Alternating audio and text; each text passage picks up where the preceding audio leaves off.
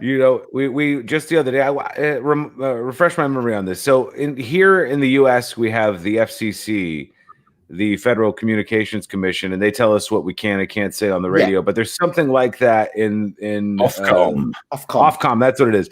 And we were talking on the radio show yesterday about the list of all the different things you can't say from Ofcom, and we were able to say almost everything except for the most severe category, which was like, the most outlandish curse words you could think of. But we were able to say almost everything on the air here that you are not allowed to say over there. And I'm sure it would probably work the other way around too. There's really strict rules for commercial radio. So if you've got an actual license and you're out on FM, there's even if it's an opinion show, they're really, really, really strict on it. Like, it's funny because people are like, "Oh, this is just right-wing propaganda or left-wing blah blah blah blah blah," and it's like actually there's such a narrow window of what's acceptable that people complaining about British radio.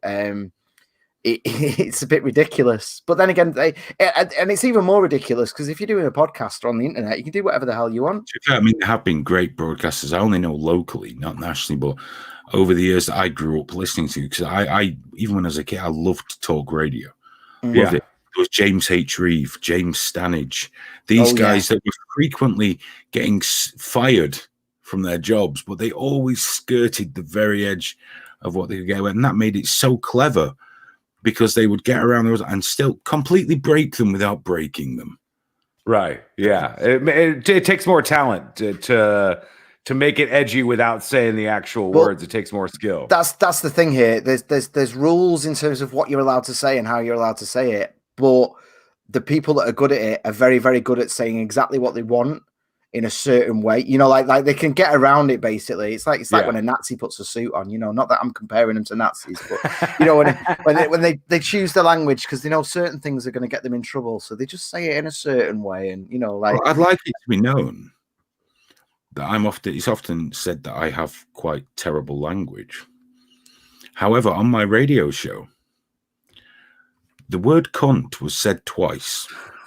Was it you? No. It was Graham, and it was Wingman John. Well, at least Wingman John just read it off an email. He just like fucking anchormanned it. Just someone sent an email, and I was never told not to. I just decided that wouldn't be cool on somebody else's station. It's not good sometimes, is it? If you've got kids, people have got kids listening, you get loads of messages going, dude, why? I had it on then around my kids and that, and oh God, I'm sorry, it can be a bit tricky, especially in a radio situation, because you have it on whilst you're doing washing up the dishes and things and cooking. And also, it wasn't my station.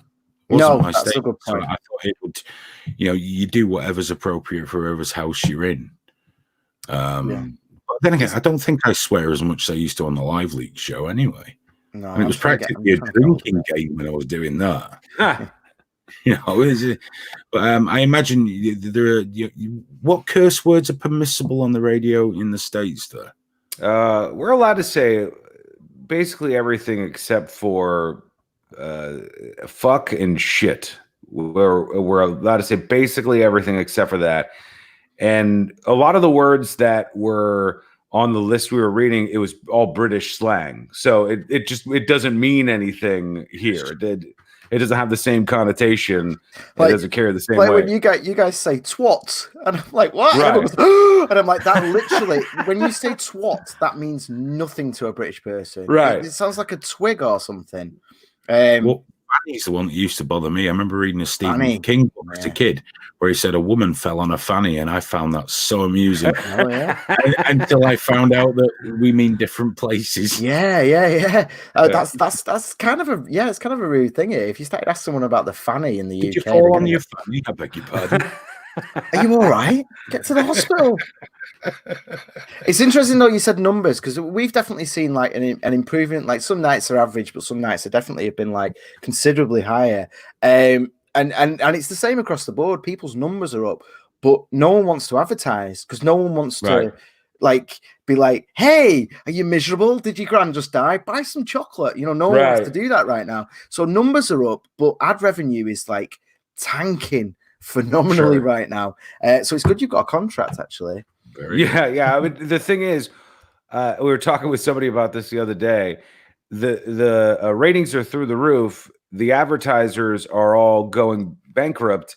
And the companies that are surging don't need to advertise. Toilet paper companies don't need to run ads right now. Yeah. They're doing just fine. It's going to work out for them. Yeah. Hey, have you thought about buying a gun? It's like, yeah, I already have done, mate. I'm fine. There was a queue.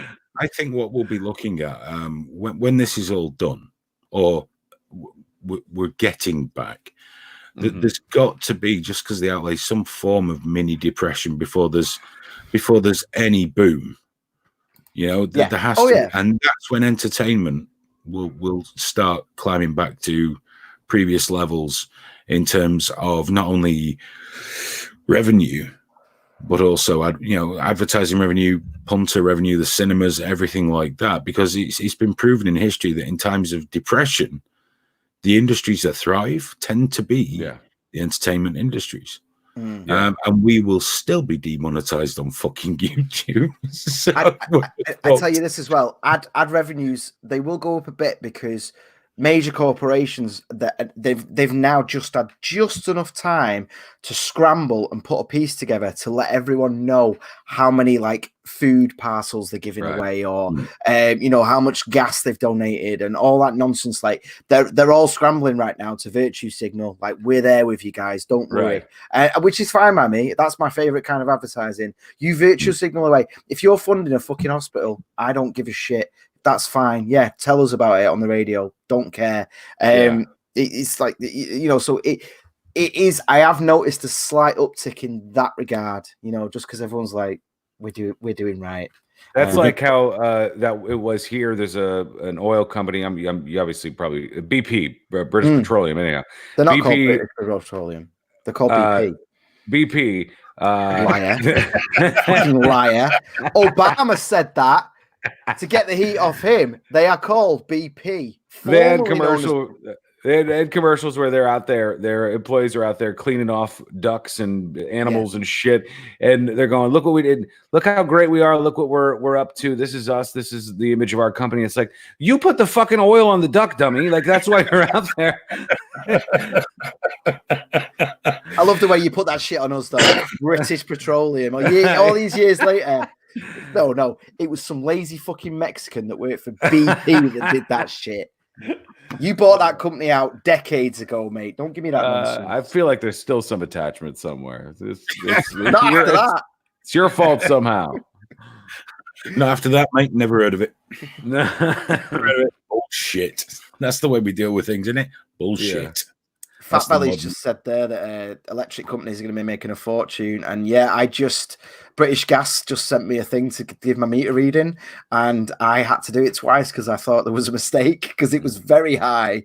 And it's because I've had my telly on 24 hours a day and all that, and she's been charging a tablet up constantly. And but it is what it is. What am I going to do? What's very high over there for a power bill? The one I've just done was 600 for 3 months. Oh, really? Okay, shit, that's very high. Lot. This is a lot for me, man. That's like double what I was expecting. Is that gas and electric? No, it's electric, but I don't have gas here, so that's right. Okay. So I've got electric heating, I've got electric cooker, so everything is electric. So it's going to be higher, but it's never normally more than £100, So 600 for 3 months, and I'm assuming most of that was the last month. So wow. Mate, all the heating's going off tonight. I'll tell you that. It's all going off. We're going into full dad mode. Freeze.